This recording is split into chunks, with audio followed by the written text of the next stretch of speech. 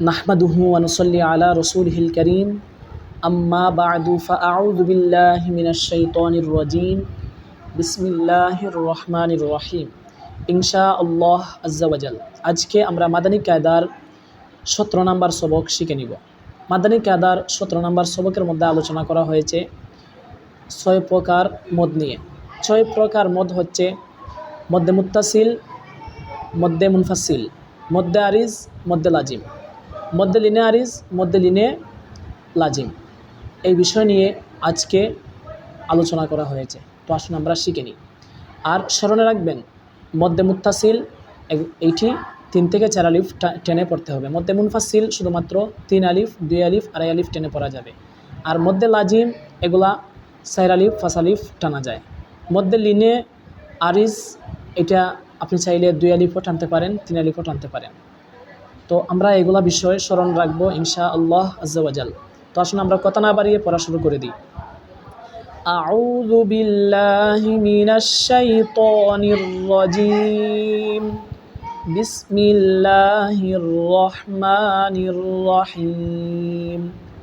জাআ, দেখুন আমি কিভাবে বানান করি, আপনারাও সেইভাবে করার চেষ্টা করবেন। জিম আলিফ জবর জা, হামজা জবর আ, জা আ। এখানের মধ্যে বানান করার সময় আমরা 1 আলিফ টানছি। যখন আমরা দ্বিতীয় হামজাকে ধরে নিয়েছি, অর্থাৎ যখন আমরা হামজাকে ধরে নিয়েছি দ্বিতীয় হরফ, তখন আমাদের 1 আলিফ টানটি 4 আলিফ হয়ে গেছে। কেন হয়েছে বলা হচ্ছে, যদি মদের হরফের পর হামজা আসে, একই শব্দে যদি মদের হরফের পর হামজা আসে তাহলে মদ্দে মুত্তাসিল হবে। তাই এখানের মধ্যে আমরা 3 আলিফ টেনে পড়েছি। ইনশাআল্লাহ আমরা স্মরণ রাখবো, যদি মদের হরফের পর একই শব্দে হামজা আসে তাহলে টান হবে 3 থেকে 4 আলিফ। এখানের মধ্যে হবে মদ্দে মুত্তাসিল। জি আ, জিম, ইয়া জের জি, হামজা জবর আ, জি আ। ওয়াল্লাই, ওয়াও লাম জবর ওয়াল, লাম কারা জবর লা, ওয়াল্লা, হামজা ইয়া জের ই, ওয়াল্লাই। স্মরণে রাখবেন, খারা জবর কারাজের উল্টা পেশ, এগুলা হচ্ছে মদের হরফের মতোই, এগুলা মদের স্থলাভিষিক্ত। তাই এখানের মধ্যে কারা হারাকাত আসার কারণে 1 আলিফ টান হয়েছিল। যখন আবার হামজা চলে আসছে একই শব্দের মধ্যে, তাই এখানের মধ্যে 1 আলিফ টানটি মদ্দে মুত্তাসিল হয়ে 3 থেকে 4 আলিফ টান হয়ে গেছে। সি আত, সিন ইয়া জের সি, হামজা তা জবর আত, সি আত। উলাইকা, হামজা পেশ উ, লাম কারা জবর লা, উলা, হামজা জের ই, উলাই, কাফ জবর কা, উলাইকা। স্মরণ রাখবেন, আমি যেভাবে বানান করতেছি আপনারাও এইভাবেই বানান করবেন, এটাই হচ্ছে সঠিক পদ্ধতি। হাদাইক, হা জবর হা, দাল আলিফ জবর দা, হাদা, হামজা জের ই, হাদাই, কফ জবর ক, হাদাইক। উরুইন, কফ পেশ উ, র, ওয়াও পেশ রু, উরু, হামজা দু জের ইন, উরুইন। আউলিয়া, হামজা ওয়াও জবর আউ, লাম জেরলি, আউলি, ইয়া আলিফ জবর ইয়া, আউলিয়া, হামজা জবর আ, আউলিয়া। বিমা উনজিলা, বা জেরবি, মিম আলিফ জবর মা, বিমা, হামজা নুন পেশ উন, জা জের জি, উংজি, লাম জবর লা, উংজিলা, বিমা উংজিলা। এখানের মধ্যে দ্বিতীয় শব্দে হামজা আসার কারণে এখানের মধ্যে হয়েছে মধ্যে মুনফাসিল।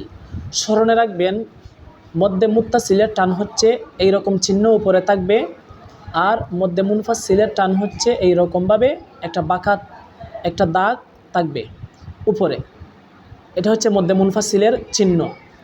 তো এটা স্মরণে রাখবেন, তাহলে আপনাদের জন্য সহজ হয়ে যাবে। ক্বালু আমান্না, কফ আলিফ জবর ক, লাম ওয়াও পেশ লু, ক্বালু। হামজা কারা জবর আ, মিম নুন জবর মান, আমান, নুন আলিফ জবর না, আমান্না। ক্বালু আমান্না। এই দুটি হচ্ছে মধ্যে মুনফাসিল। এগুলা 2-3 আলিফ টেনে পড়বেন। এগুলা হচ্ছে মধ্যে জাইজ।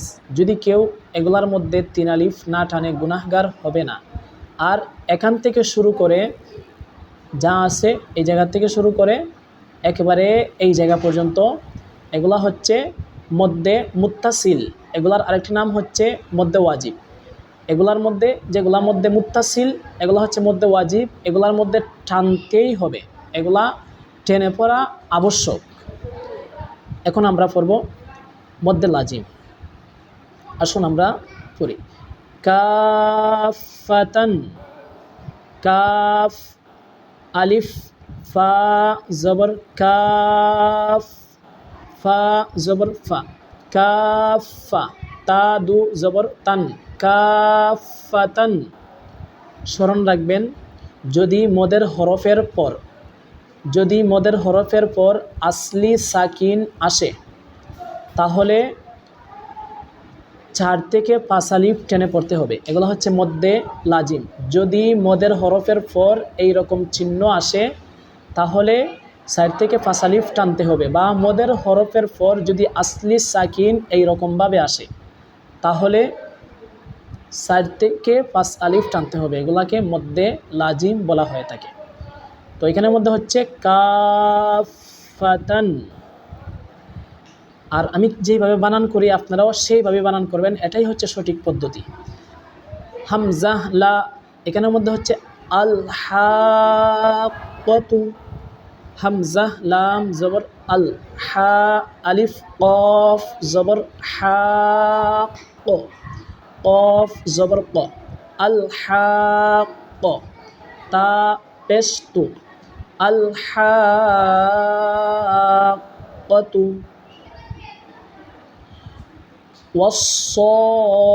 ওয়াস-সাফাতি, ওয়াও আলিফ সদ জবর ওয়াস, ওয়াও সদ জবর ওয়াস, সদ কারা, ফা জবর সফ, ওয়াস-সফ। ফা কারা জবর ফা, ওয়াস-সফা। তা জের তি, ওয়াস-সফাতি। হাজ্জুকা, হা আলিফ জিম জবর হাজ, জিম ওয়াও পেশ জু, হাজ্জু। কাফ জবর কা, হাজ্জুকা। ওয়াহাজ্জাহু,